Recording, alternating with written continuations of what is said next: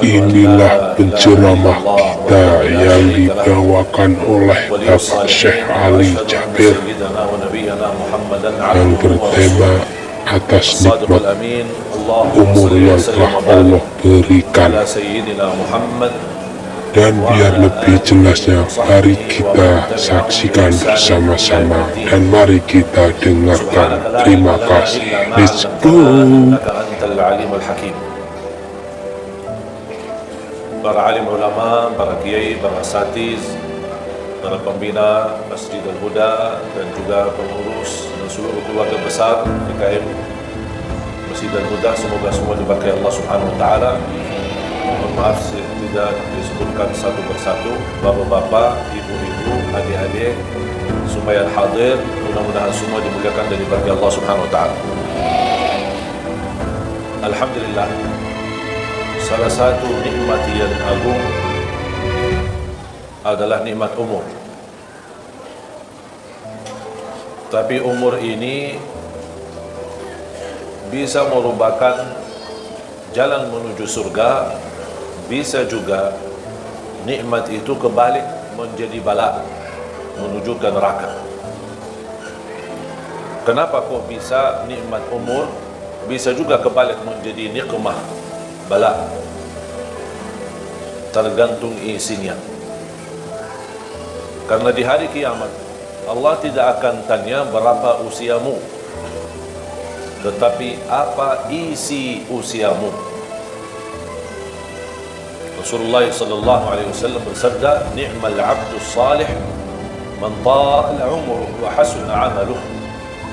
Sebaik-baik hamba Allah yang salih, yang panjang usianya, baik pula amalannya.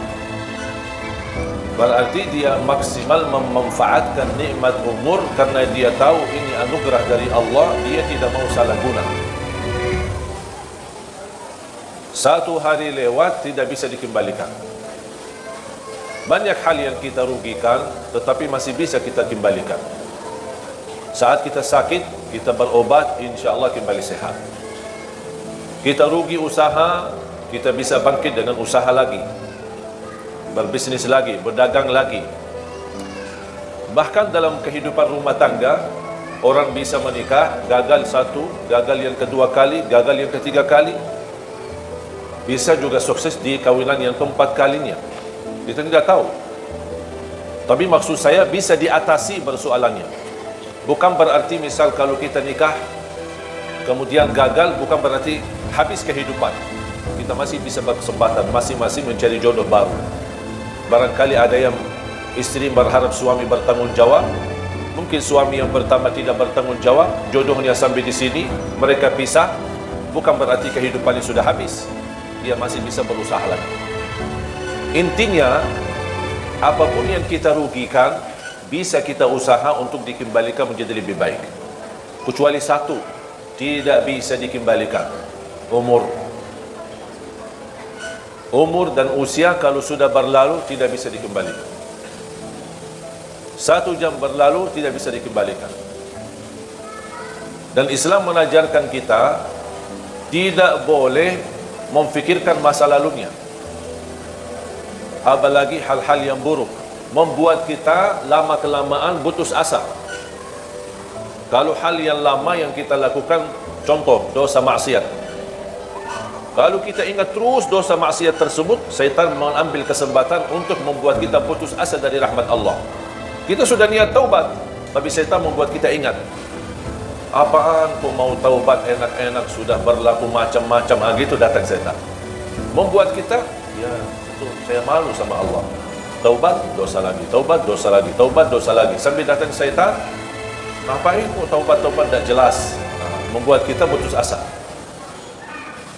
Padahal Allah sudah menjaminkan diampuni dosa selama kita selalu bertaubat. Allah tidak bosan mengampuni dosa selama kita tidak bosan bertaubat.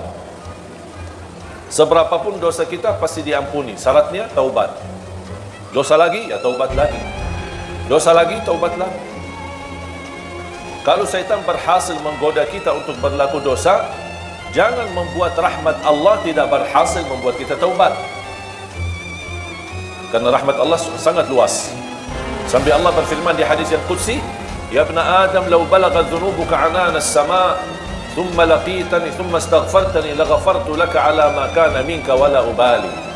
Anak Adam, kalau dosa-dosamu, ini satu orang, dosa-dosamu sampai ke lapisan langit, saking banyaknya, sampai ke lapisan langit, tetapi kamu selalu beristighfar, aku akan ampuni semuanya dan aku tidak peduli berapa banyaknya, kata Allah. Allah tidak peduli berapa banyak dosa. Yang Allah pedulikan taubat kita, istighfar kita, memohon. Kalau Rasul saja, Nabi Muhammad sallallahu alaihi wasallam berhari istighfar sampai 100 kali, memohon ampun kepada Allah. Apalagi kita. Hal-hal nikmat yang sudah berlalu kita tidak boleh kita lupakan, pasti kita ingat. Bahkan kalau kita hitungkan dalam usia kita, mana yang lebih banyak kita hadapi, nikmat atau bala? Pasti lebih banyak nikmat. Tapi kenapa yang difokuskan hanya bala? Sampai kita merasa aku tidak dapat apa-apa. Justru kalau kita membandingkan keadaan kita dengan orang lain, kita bersyukur, alhamdulillah keadaan kita masih lebih baik. Biarpun kita menghadapi berbagai macam ujian. Apalagi bala dan musibah kematian keluarga. Wajar kalau kita manusia sedih atas wafatnya orang tua, atas wafatnya kakek nenek kita, atas wafatnya suami kita, atas wafatnya istri kita, anak kita. Wajar kita sedih. Yang manusia punya perasaan. Tapi yang tidak wajar berlebihan, sampai terbawa kepikiran. Sudah 40 hari, sudah 100 hari, sudah berbulan-bulan, sudah bertahun-tahun orangnya sudah meninggal dunia, tapi orang ini masih sedih. Itu yang tidak diizinkan oleh agama. Karena kesedihan ini membuat terganggu hubungan kita sama Allah. Islam mengizinkan kita boleh sedih, tapi ada batas kesedihan. Selepas itu beraktivitas kembali. Kita semua bakal mati. Semua kita akan mati. Yang berguna bukan kesedihan kita terhadap orang yang kita sayangi yang sudah wafat, tetapi doa kita yang berguna. Doakan. Doakan. Saya pernah diundang acara takziah, tahlilan. Kemudian ada sambutan sebelum masuk ke acara inti. Ada sambutan A, sambutan B, ini termasuk acara yang paling cepat. Sambutannya cuma sebentar dan satu orang. Baik, yang lain acara sambutannya panjang lebar. Sampai mungkin satu kampung sambutan, baru saya ceramah.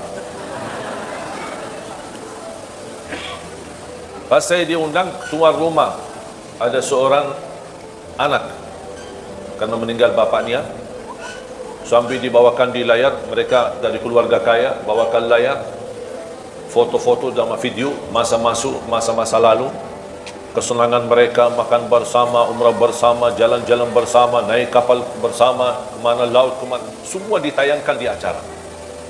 Sampai anaknya yang perempuan ini sambil cerita bagaimana ayahnya, bagaimana kasih sayangnya, sambil nangis. Saya fikir baru kemarin meninggal, ternyata sudah 1 tahun. Dan segitu sedihnya, nangisnya. Itu yang namanya berlebihan.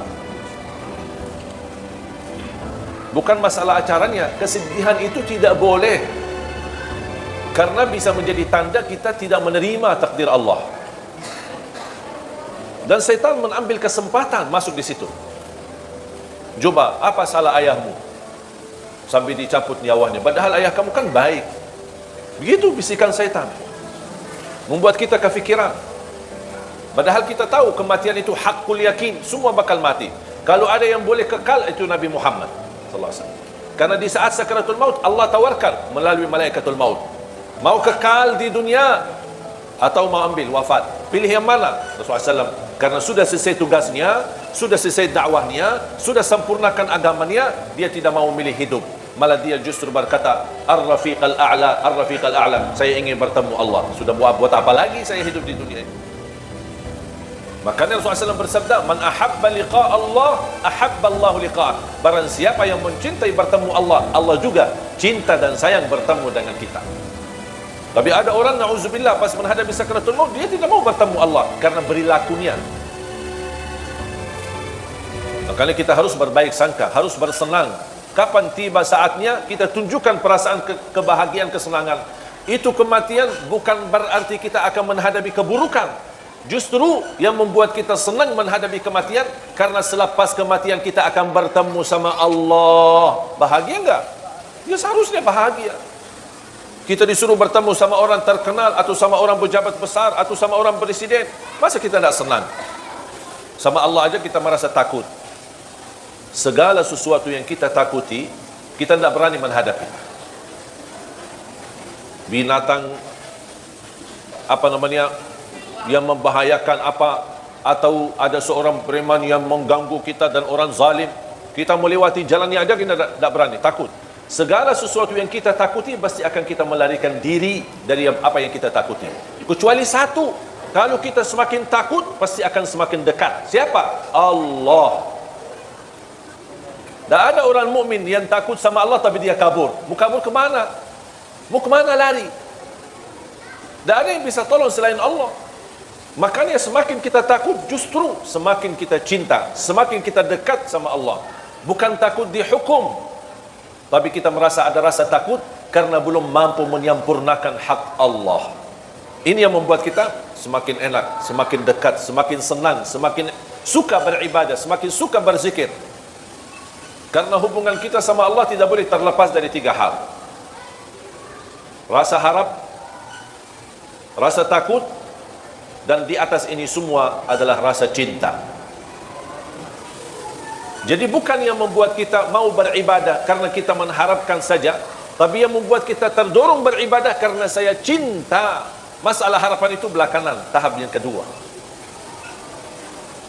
Yang membuat saya takut, menjauh dari dosa dan maksiat, menjauh dari durhaka sama orang tua, menjauh dari hasud, menjauh dari dengki, menjauh dari sifat sombong dan dosa-dosa yang lain.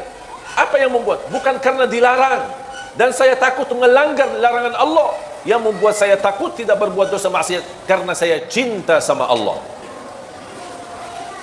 Akhirnya kalau kita semakin cinta sama Allah, nikmat, harapan dan ketakutan akan semakin sempurna. Karena Allah tidak mau juga kita takut sampai putus asa. Takut dihukum, takut karena dosa maksiatnya terlalu banyak, menzalimi orang macam-macam. Jadi rasa takut semestinya membuat kita semakin dekat sama Allah. Sampai Rasulullah SAW bersabda, Inni la atqakum lillah wa akhsyakum lah.